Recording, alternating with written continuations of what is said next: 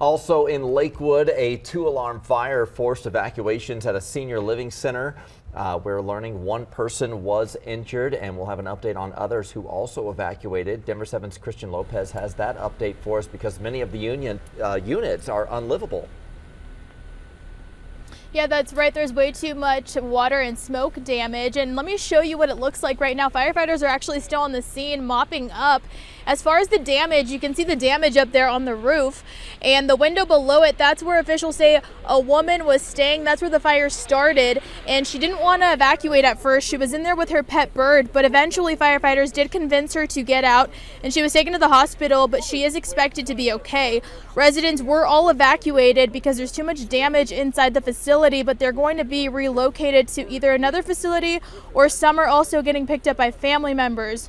We did speak with neighbors in the area. There are a lot of houses in this area, and one woman told us that her husband woke her up around 4:30 this morning, and when she looked outside, she could see smoke and some flames. Woke me up to tell me that the retirement place was on fire, so I just came out and it was just a ton of smoke and stuff. So yeah, about 4:30 this morning. So the fire department was on scene quickly, which is very impressive. She said she was very thankful that they were able to arrive and quickly get the fire out. As far as the cause, that is still under investigation.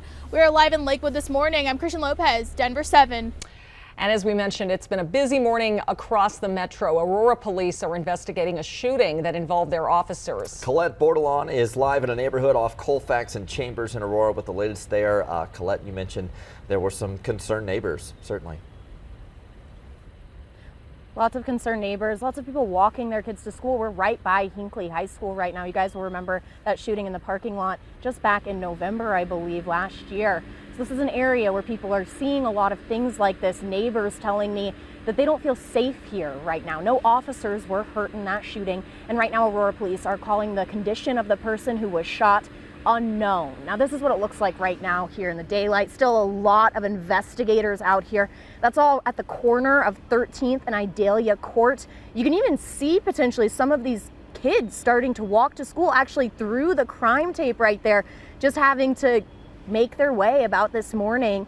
Some people are telling me this is just becoming too normal. Here's a look at what this looked like earlier this morning when it was still dark out. One neighbor tells me that she's too scared to walk her little brother around this block this morning, didn't want to take him to school, was concerned that her cousin, who's an officer with the Aurora Police Department, could have been hurt. She was really grateful to hear that no officers were injured in this police shooting. But we also talked to one man who works nearby. He heard those gunshots go off and just couldn't believe it.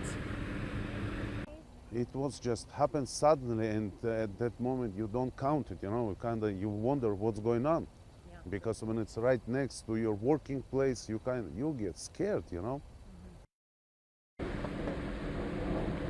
Yeah, he was just too shaken up about that this morning. It all happened right before 5, so very early in the morning. Kids just heading on to school, people going about their day. Like I was saying, Aurora police, they're telling us that they won't have an update for a while this morning. Once they do, we will bring you those new details as quickly as we can.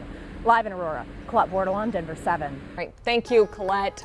It is also a Denver 7 weather action today because some changes are coming. Snow will be heading to the metro soon. Yeah, fast moving storm, kind of in and out here, but Lisa joins us with the timing of all of it. Lisa. And it's going to be the evening commute. That's really the worst of the commutes here within the next 24 hours. Take a look from Rocky Mount National Park. Back behind some of that cloud cover is Long's Peak. A beautiful start. We're seeing increasing clouds right now in the northern Front Range Mountains and some snow starting to develop. So it's creeping a little farther south here. And we're going to likely see here by midday light snow developing in town. Increasing clouds within the next couple of hours. Temperatures will likely get into the upper 30s here between 11 and 12. Your wake up forecast, definitely a cool one. Mild, it looks like yesterday we were close to 60. Today is going to be by about 4 o'clock, 30 degrees colder than what we saw at about 4 o'clock yesterday. Snow totals, we'll take a closer look at this coming up, but around 1 to 3 inches expected for Denver, and the timing is again going to bring the brunt of that snow between, well, really mid-afternoon and then through the evening commute. I'll show you what that that looks like coming up on our Futurecast Jason here in just a few minutes. I think we're going to have travel troubles on I-70 and 285. We've already had some wind restrictions on 285 to the west this morning, so I-70 could even be closed for a short time during the heart of that storm. Right now we have a big problem to the north side of town. Look at all that red. Take a look at the camera. I-25 at the Thornton Parkway. You see the express lane and the left lane totally blocked. They have tow trucks in here trying to clear this wreck because they couldn't drive it off the highway, and the drive time right now is pretty ridiculous. Over an hour it's registering. Now that's including the time all the way down from 128th or so through that crash scene. Side roads are a better option, and then also some of the congestion that's still across downtown. And speaking of downtown, heavy stop and go traffic as you take a look from the camera there at 6th Avenue at I-25. This exit ramp as well as the right lane trying to get to 6th Avenue from Alameda is all blocked up. This is the third crash in here this morning, and that drive time, especially from University on up, looking at about a half an hour for that drive. Investigators in Phoenix say 5 officers and a woman are hurt after a mass shooting there. Police responded to a home on the south side of the city early this morning. When the first officer got to the house to help, the suspect opened fire, and then someone inside the house put a baby outside. Officers rushed to rescue it, but 4 of the officers were wounded in the process. The baby is okay, and all the officers will recover, but the woman who was shot is in critical condition.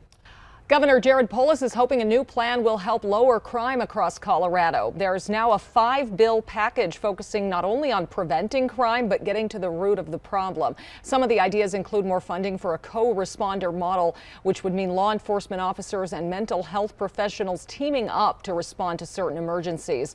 The plan includes more money to hire and retain law enforcement officers and more money for mental health services. In all, the plan would cost around $113 million over 2 years. Now, some critics say they'd rather see lawmakers do more to advance policy changes. Others are calling this a campaign pitch, not a legislative priority. Today will be the last day masks are required in Jefferson County Public Schools. The district said their mask mandate will end at midnight, a week earlier than planned, but the district said masks are still highly encouraged. Poudre and the Thompson Valley School Districts in northern Colorado are also ending their mask mandates today. Meanwhile, President Biden is backing up the CDC. It still recommends people wear masks in indoor public spaces if they live in areas with a high transmission rate of the virus. Right now, only 8 states still require masks inside public spaces. The U.S. is ready to roll out millions of coronavirus vaccines for kids under 5 years old. The FDA Vaccine Advisory Committee will meet next week to go over trial data and make a recommendation on whether Pfizer's vaccine should be authorized for the young age group. If the FDA greenlights it, the CDC will also make its recommendation. The first shipments of the vaccine could arrive at doctors' offices and pharmacies as early as February 21st, 10 days from now. On Saturday, the Center for African American Health in Denver is offering mental health screenings at their health fair. They say they've found many people, especially seniors, are feeling more isolated because of the pandemic. So one of our popular programs, Aging Mastery, not only allows seniors to learn new skills about how to age in place, age gracefully, but it also creates a peer group for them to get them kind of, whether it's via phone or Zoom, more people to interact with in their day. The health fair is this Saturday at the Center for African American Health at 3350 Hudson Street in Denver. In addition to mental health screenings, there will be free mammograms, prostate screenings, and COVID vaccines.